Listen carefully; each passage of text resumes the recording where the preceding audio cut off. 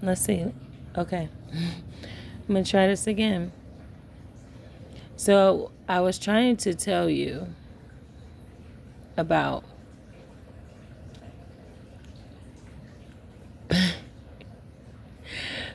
man, I can't even start. Like, it's so crazy because I had already recorded what I was recording. And then all of a sudden I see the screen shut off. So now I got to start over. And the fact that I was trying to tell y'all initially that I needed to start deleting space so that I could have space to do my readings or my messages whenever they come out. Because I go and I click on the camera and I'm ready to say something and then the fucking camera closes out and I wonder why. And it happened again as I was saying it. So just bear with me because I actually did delete some shit. So I'm just not understanding if I didn't click on, I don't know what happened. But what I was trying to get across to you is a message that God was speaking to. We were talking. So we're talking and he's like he's telling me about how people misjudge me, and when I say how, I'm being shown exactly what their thought process is in terms of misjudging me, right? So he reminded me, he said, you remember that day when you was at work? And I'm like, yeah. It's like, and you remember what you said to that lady? I'm like, yeah. He's like, it's the same thing.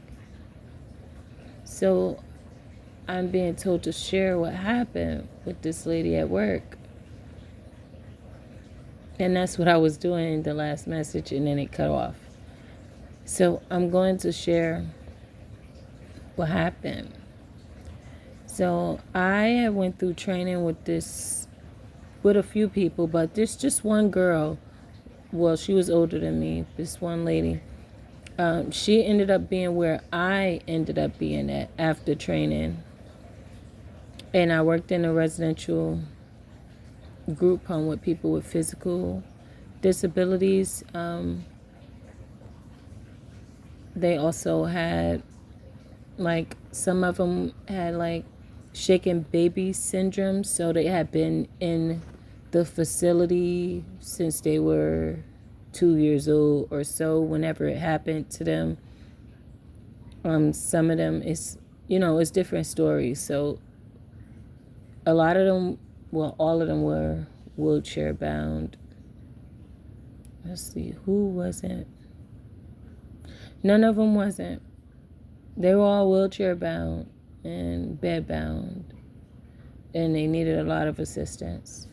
But in New Jersey, I never worked with people like that before. So, like, usually if there's somebody who's wheelchair bound, there's a lot of people who are not.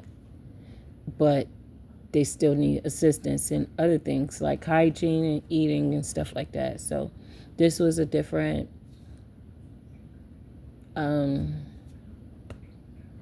experience under my belt.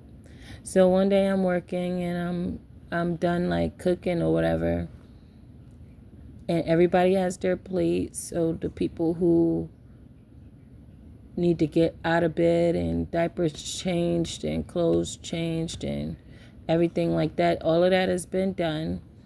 The food has been cooked and everybody has been brought to the table so that they can eat. And me and one girl, we basically split the people. And I didn't know this, but I found out this when this lady came in. So one lady came in or whatever while I was in the kitchen. And she was assigned to her like a caseworker. She was assigned to one of the people there, one of the girls. And her job was to come and feed her on certain days of the week. But because this was a new job for me. I didn't know that. I know I was told about her, but I had never met her. So the whole time I'm working there, I didn't meet her. And then she comes in and she asks, you know, she says hi or whatever. So I say hi to her.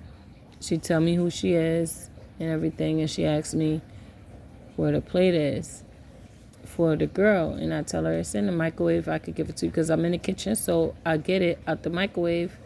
And I'm letting her know, like, you know, yeah, it's just to keep it warm. We were expecting you or whatever.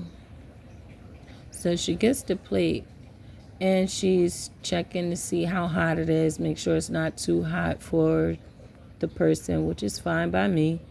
And she begins to talk to the other girl. She says hi, introduce herself or whatever. And the lady starts to basically compliment the other girl. And she's like, yeah, where I'm from. No, she said, yeah, I really love that you say yes, ma'am. Yeah. She said, I really love that you say yes, ma'am, when you speak to me, because where I'm from, that is a sign of respect. Now, I'm in the kitchen just, finishing up, cleaning up. And I hear that because she's right here at, like, they had like an island in the kitchen. So I'm cleaning up the whole U-shaped island. And she's standing at the end of the island, and the other girl is coming from the back where all the rooms are. And she starts talking to her, and she says that. So I'm in my mind talking to God, and I'm like, this is exactly why. And he's like, don't even worry. Just say what you need to say. So I say to her, I'm from New Jersey. I don't know where you're from. She's like, yeah, I'm from here or whatever. And the other girl was like, yeah, I'm from here too. And so they start vibing. So I said, yeah, well, in New Jersey, we don't say yes, ma'am, yes, sir, no, ma'am, no, sir. And I feel like when you said what you said, it was very disrespectful. And I said to her, what she doesn't realize, I said, what you don't realize is where I'm from, we understand it doesn't matter what somebody calls you or how fake respectful they pretend to be, they can still stab you in the back. And she was like, what? I'm like, what I'm saying to you is, you're saying that because she called you ma'am, that she's respectful. And it's nothing against her, but I want you to understand that where I'm from, it doesn't matter if somebody calls you ma'am or acts like they respect you. They can also stab you in the back. So her calling you ma'am doesn't mean she respects you, is what I want you to understand. And me not calling you ma'am doesn't mean that I don't respect you. It's just that where I'm from, respect is shown and earned. I don't see where I disrespected you in any way when I did talk to you, when you spoke to me. I gave you what you asked for. I let you know we were expecting you. I was not disrespectful to you. So for you to make that comment, it makes it seem as though because I didn't call you ma'am, that I wasn't respectful to you. And that's an issue because when I'm at work, I'm very professional and respectful, and I don't want somebody's background on what they think respect is to cause a shadow on my reputation here at this job in this moment. So I wanted to bring that up. And she's like, you're right. It doesn't mean that she respects me. And I apologize for even insinuating that it did. So when it comes to God bringing that back to my attention, that this is what's also going on my social media, it just makes me want to share that story, share this conversation, share who I am again, so that you can understand it doesn't matter if it's one person, 10 people, 10 million people who are feeling a type of way. It's always going to be shown to me exactly why you feel that way, why your mind works the way it works. And I'm always going to understand that because I am understanding from God's perspective of what you're going through and what your mind space is and what your knowledge is, what your experience is, and what your prejudice is too. So, FYI, don't be disrespectful, because even if you're doing it in an energetic way or a spiritual way or a verbal way and you're not doing it in a physical way in front of me, the message is definitely clear. And it has a face on it for each person that it is very clear about. And the fact that I have to even speak on this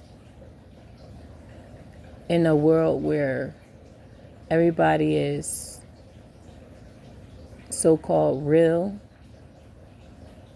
and expecting real, but don't even see real when they have it right in front of their face because they're so fake and never seen real before. They're so focused on what society says real is that they don't know what real is. So focused on what society says respect and law is that they don't know what real respect and real law is. But they pass judgment. It's pitiful looking at these people.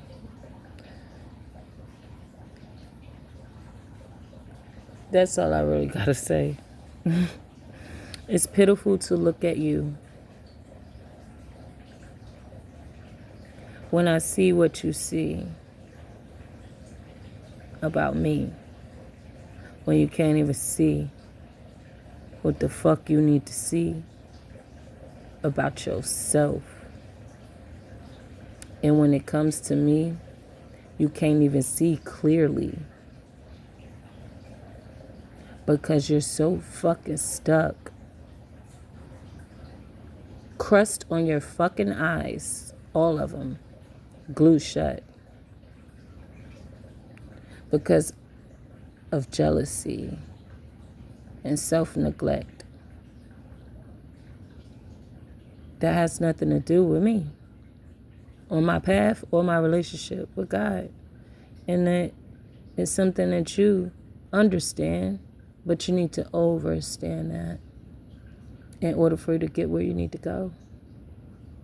See, I could have kept this to myself, but I'm going to share that with you. Whoever you are.